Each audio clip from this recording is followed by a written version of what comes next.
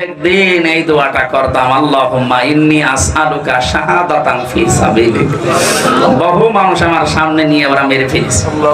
বলতাম, আল্লাহ তুমি আমারে অন্তত সাধারণ ভাবে মরণ দিও না, মরণ দিলে শাহাদাতের মরণ দিও।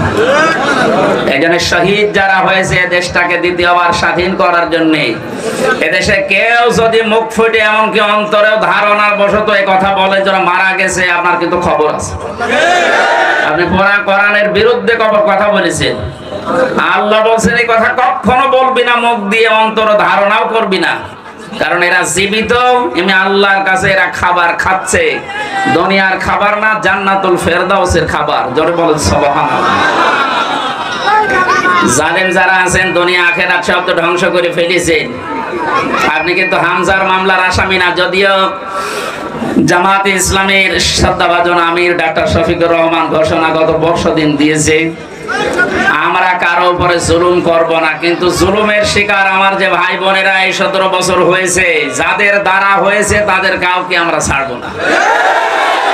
এই মিথ্যা মামলা দেওয়া, মিথ্যা সাক্ষ্য দেওয়া, মিথ্যা বিচার করা, এমনকি উপরে থেকে নড়াচড়া করা, কাউকে ছাড় দেওয়া হবে না।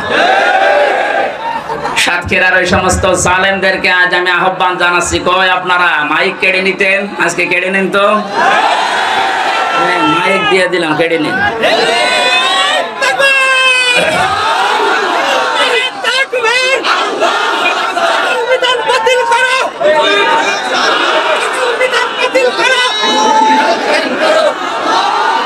আলহামদুলিল্লাহ ভাই, দল মত জাতি বর্ণ ধর্ম নির্বিশেষে এদেশে যারাই জন্মিয়েছি আমরা বাংলাদেশি, মাত্র একটা পরিবারের লোক, শুধু জালেমরা বাদ দিয়ে। কারণ এরা মানুষের ভেতরে পড়ে না, এদের উপরে আল্লাহ নিজে লানত দিচ্ছে, বরদোয়া দিচ্ছে।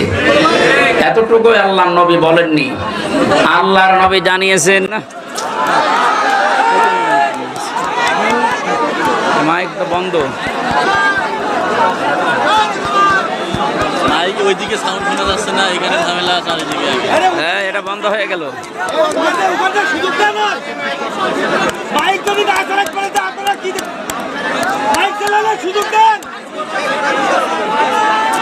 মাইক বন্ধ হবে না।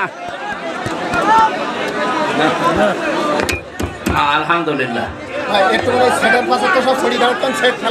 হ্যাঁ, সেট ফেলিয়ে দিচ্ছেন কেন? ওই জায়গা থেকে একটু ফাঁকা হন, যান যান, যখন ফাঁকা হন ওখান থেকে ফাঁকা হন।